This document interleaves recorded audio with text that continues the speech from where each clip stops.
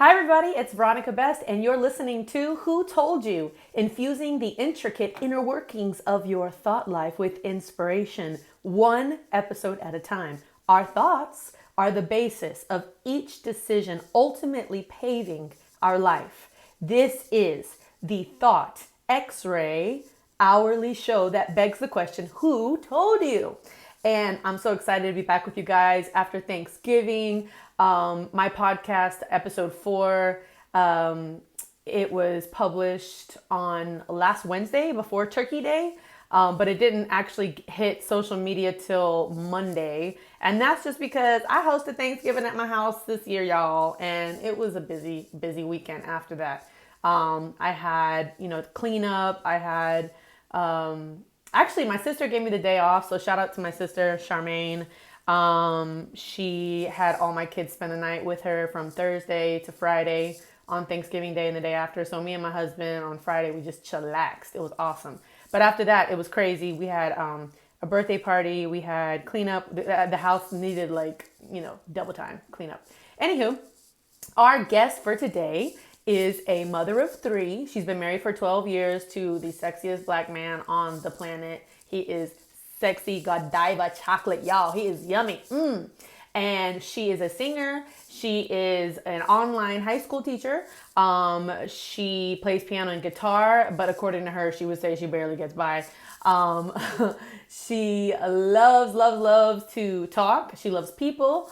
She also has a 501c3 called Dream Big Inc. And without further ado, I'd like to introduce our guest for podcast 5 of Who Told You, Veronica Best. So yeah, it's me, you guys. Aside from the fact that I'm getting over Thanksgiving weekend that was like super busy, I did not have time to schedule a guest for episode 5. And I knew that this month was going to be crazy anyway, just because of the holidays. But I also wanted to, just kind of have an episode where I could talk about why I podcast. I've had people ask me that, and they're like, Veronica, man, you already doing a lot. Like, I always hear that. I hear that almost every day. Somebody tells me you're doing a lot, or you're doing too much, or I overcommit. Listen, it's my fault. I know. But I wanted to take this time to just talk about why I podcast, why I've started this podcast. And then also, just do a couple of fun little pop culture things that I'm interested in that I like to talk about. So here we go. Before we jump to the topic, I want to share a product that I love.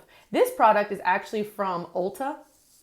I'll show you right here. I like to share beauty products. I'm not like a beauty person. You know what I mean? Like, I know how to put on makeup on myself, but I don't mess with the eyeshadows and get all fancy.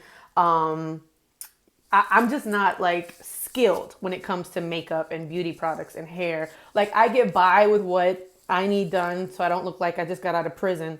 But this is called Benefit. Oh my God. What is that? Boying Cakeless Concealer. So you know how when you have makeup and it just looks like it's caked on, this concealer will not do that to you. And it's shaped like a little pencil with an eraser. So I'm the type of person, I walk into any, if I'm going to go buy an outfit or if I'm going to buy makeup, anything that's going to go on my person, I just go straight to the clerk. And I'm like, hey, I missed the fashion train a long time ago.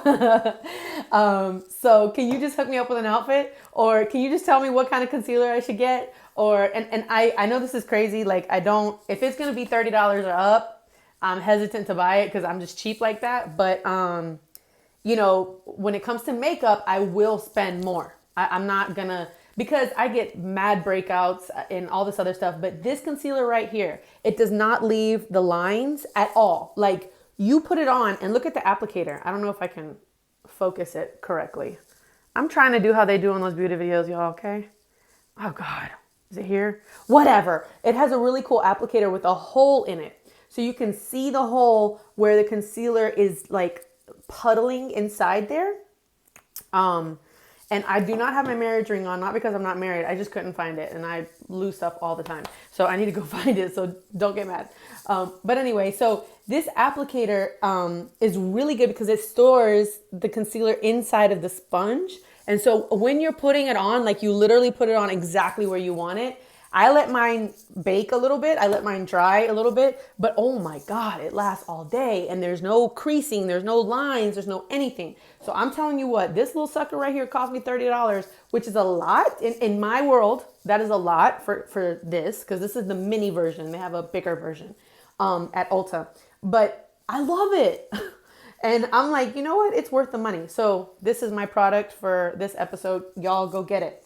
It's called Benefit Boying Cakeless Concealer, and I'm wearing number 2 9E03 Peel for More, which I'm not gonna do. It's 50 milliliters of makeup, so it's not a lot, and you pay $30. So, but it's worth it. Like, I get compliments all the time on the few days that I do wear makeup, because I don't wear makeup every day. Like, I wear makeup because, you know, I have to film or whatever I got to do, make a video, whatever. Or go to church or go to some nice thing with my husband. But for the most part, I don't like wearing makeup because my skin gets irritated so easily. Anywho, jumping right along into our conversation starter. So our conversation starter for today is also our topic. Who told you you can't? And I think that's a common mental block that we have when we venture out to do anything. It's like, you can't do that. You can't do that. You don't have enough money for that. Or you were not educated to do that. Or you were not trained to do that. Or you can't do that because, you know, people don't care. They're not interested, or whatever the case may be. You know, I could go on and on and on about why we can't do something, but it really ties into why I'm doing this podcast. You know, I was literally like birthed in church. My mom went into labor while she was on stage in a Baptist church in New Orleans. Her water broke and she went into labor while she was on stage singing. She was at a rehearsal at church. So like my whole life, I've been raised in church. My parents are pastors.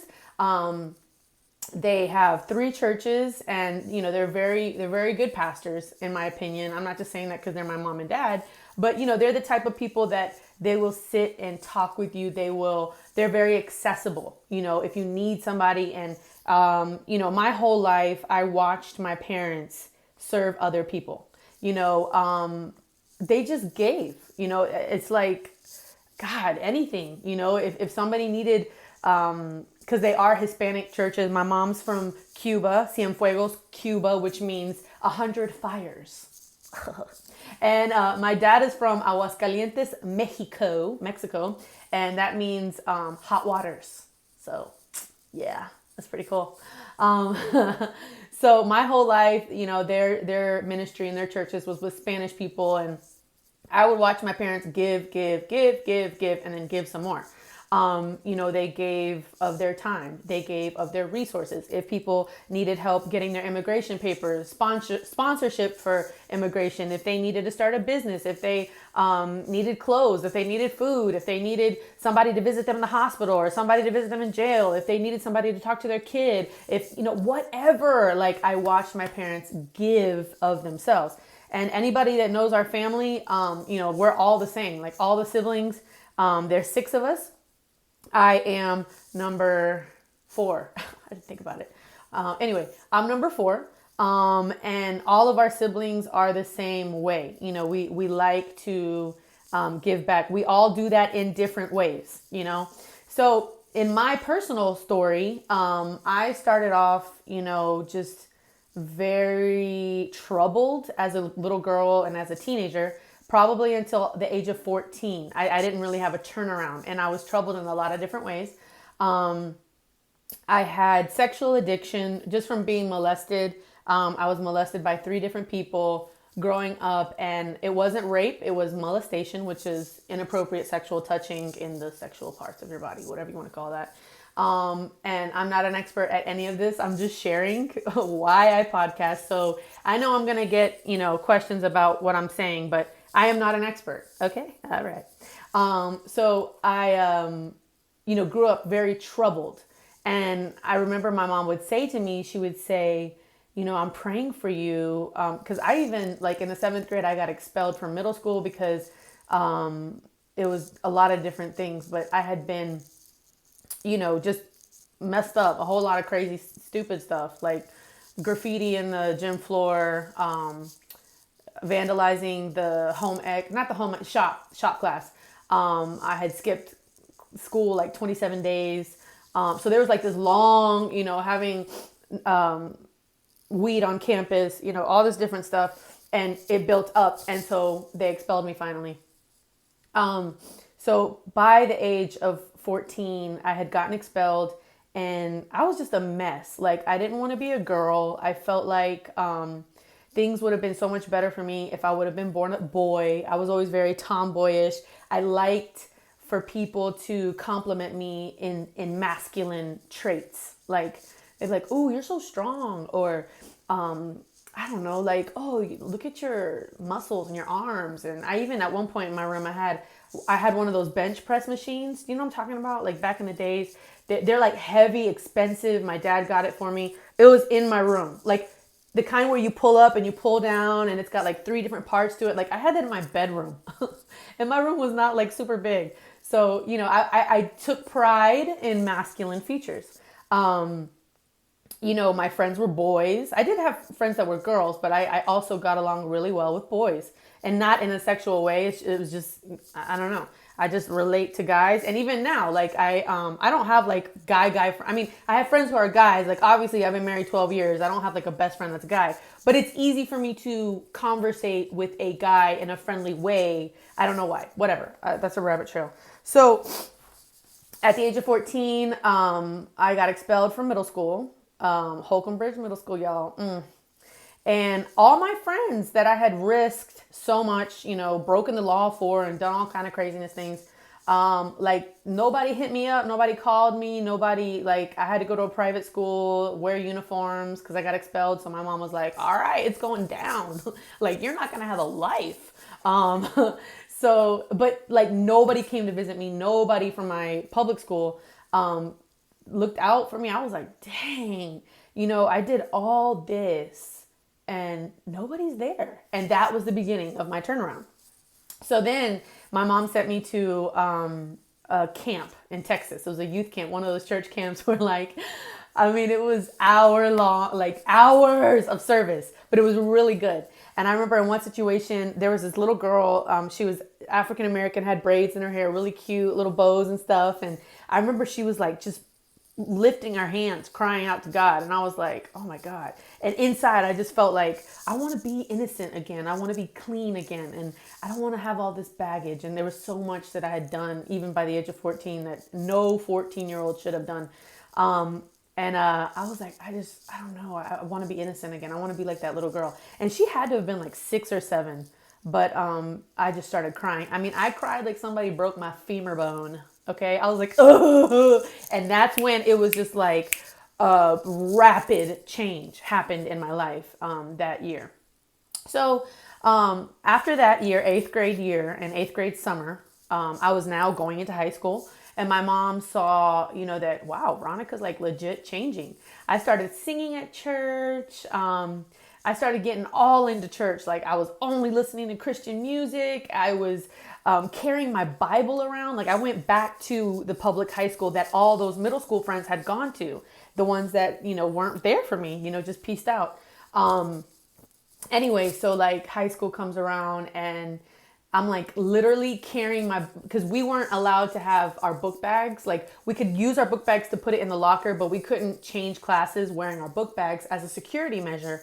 So you had to carry your books like in your hands. So I remember in school, I would put my Bible right on top, honey.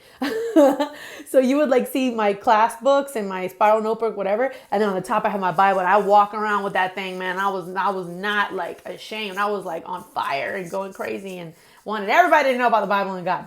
And I joined FCA, which is the Fellowship of Christian Athletes. Like I got super involved with that. And my life really legit, I was another person. And I remember, whenever we had a project in school, whenever we had a presentation, like a speech to give or a PowerPoint slide, something, I always made it Christian. I was like, I'm gonna get the school saved, and it was just, whatever. So that it was, a time that I just fell in love with God for myself. And, from there it grew. I started to learn guitar, and then I started to learn piano, and then I became a worship leader. A worship leader just means somebody that gets on stage or doesn't have to have a stage, okay? But in this case, gets on stage and you sing songs at church, and you help the congregation or all the people that came to church that day sing along with you. So I started doing that at age 16. And then I started playing at other churches, and all this stuff started happening. And I just always worked for churches. I started doing mission trips. Mission trips is where you go to a third world country that is in need of something. It doesn't have to be a third world country. It could be here in the United States, just somewhere that's in need. And you serve those people however they need it. If they need, I've gone to orphanages. I've gone to build houses or build schools. I've gone to a library inauguration thing that I did in Africa with the ministry. So it's just all throughout, like from age 16, all the way till now, 35. Started doing missions and all over. Been to India, Africa, Israel, Latin America, Mexico, Caribbean, doing that kind of thing. And then when I turned 29, I had a major like pump the brakes in my walk, in my life. We just had a lot going on at our church. I was on staff, and I had a major falling out, and that like shook my world. When I say it shook my world, it brought me to my everything. Like I had the veil of ministry was absolutely torn. I was like, I hate church. I hate everybody. And I would always like criticize people that got offended in church and be like, oh, get over it. Be mature, And no, honey, like it all hit me. And I got so offended. Oh my God. So that sent me down this spiral. And it was almost like, it felt like I was losing everything. Like I lost my salvation. I feel like I did. I don't know. I'm dramatic, y'all. I exaggerate a lot. Okay. Anybody that knows me knows that. I'm gullible and I exaggerate, but like I legit felt like I had lost God. Like I was done, y'all. Ooh, I was so done. So from age 29 to age 30, I just did nothing. It was like a year off. And that was not like me, because from age 14 to age 29, I was in church all the time. Like I did everything. I volunteered for everything. Women's ministry director, worship leader, small group leader, discipleship class teacher. I mean, anything they needed, honey. God, I don't know. It was a lot.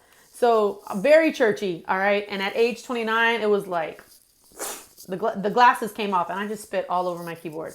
I have to clean it later. It probably needs to be cleaned anyway because, yeah. Anyway, so, God, it was like a gut level punch. And, ironically, we moved. So we moved out of state, and it was like a God thing. It was like, yes, I'm finally free of all this church and stuff. And that next year, man, I was just so dead. I didn't want to do anything. I was like in a depression, and it was through that experience, I ended up, getting addicted to porn. It wasn't like a major addiction, but for me, it was a lot. And I'm not trying to tell you what to do. If you watch porn, whatever, dude, that's your thing. That's your life. But for me, it was very convicting. And I told my husband about it, and I was expecting for him to be like, what, you filthy piece of... No, just kidding. He's not like that, but I was just waiting for that. I was like, man, he's going to be like so mad. And he wasn't. Like, he was so forgiving. God, aside from my parents, he is, and probably my kids, he is probably the person that loves me the most. And, I realized it. Oh, Lord, here we go. Jesus. but the concealer's not going to get messed up because it's $30. Um, but he really helped me. He helped me come back. And he told me, he was like, it's okay. Like, me too. No, I'm just kidding. He didn't say that. But that year, that was 2013. And I remember it was like, it broke something inside of me. Like the way he was so just merciful and forgiving and loving about it. And I was like, oh my God. So then I came back. We moved back to my home state, Georgia. I was born in New Orleans, but raised in Georgia. So Georgia is basically my home, ATL, whatever, suburbs, not really ATL. And I came back on, just ready to minister again. And I got back with God. But it was a different version. It was like an upgrade, like an iOS upgrade of Veronica. I wasn't nearly as judgmental as I used to be. I wasn't nearly as opinionated as I used to be. I used to be like real, like that's not right. And just, I changed because of what I went through, and it was like, girl, nobody's perfect. Calm down, calm all that down. So even though it sucks that I went through that, it was a good thing because it made me merciful. It made me forgiving towards people. Stop. Anyway, I'm not going to cry again. So anyway, from that 2014, I am now 30. This is a milestone for me because there were things I needed to get off my chest. There were things I needed to say. There were things that I needed to confront that I had never confronted. People I needed to confront. And that's what happened. I made a list and I was like, I'm going to deal with all of this. And I want my heart to get all its nasty little mold out. I want my heart clean, squeaky clean, honey. So I did. I just had like a year of reckoning that year, 2014. And I started my 501c3, even though the paperwork hadn't been done for 501c3 yet. But I incorporated. I was like, you know what? I'm going to do whatever it takes to help people, to serve people. The same thing that I watched my parents do, serving others. So I started recording. I started writing songs. And at first I thought it would just be music. And I'm not that great on the piano and the guitar. Okay, I barely get by. But I just, I was like, I'm going to do whatever I can to serve others, to help other people. I'm going to chase my dreams. And it was the first time that a lot of my family even heard me talking about these kinds of things. They're like, what? You want to do what? And because I just honestly, in the back of my head, I was like, that's never going to happen. Like, why even bother? You can maybe sing for a church, but that's about it. So I started to dream. It was like I was a little girl again. I was super excited about everything ministry wise. And then the years went by, 2015, 2016, 2017. I met some amazing people. I went to a lot of different churches, a lot of different events and things. And I got to record an EP. I got to write a bunch of songs. I started doing workshops and all this stuff started happening. And then 2019 came. And that's when the backlash came from my oldest son. And it was nothing major. It was just, I could see that my workaholic ministry-wise, because I did so much ministry-wise. I was traveling. I would travel out of the state at least once a month. I saw how it was taking a toll on him, on my family. I saw how I was not valuing my family. I was chasing my dreams. I was serving others, but I wasn't valuing them. I wasn't treating them as a priority. And I was so pulled in by ambition and I want to do this and I want to go here and I want to and you really can't turn that off. Like as a woman, as a mom, as a human being, you can't turn that dream off. I don't believe that's healthy either. And I don't believe there is a balance. There's no way to balance. Either I'm not spending time with my kids because I'm doing a podcast or I'm doing something else ministry-wise or work-wise or chasing my dream, or I am. I don't think there's a perfect balance ever. I think you can try. So the podcast came about. And one of my biggest inspirations was Kev on Stage and his wife, Melissa Fredericks. I don't know if you guys know who they are, but they have two podcasts that I listen to, which is The Love Hour and Righteous and Ratchet.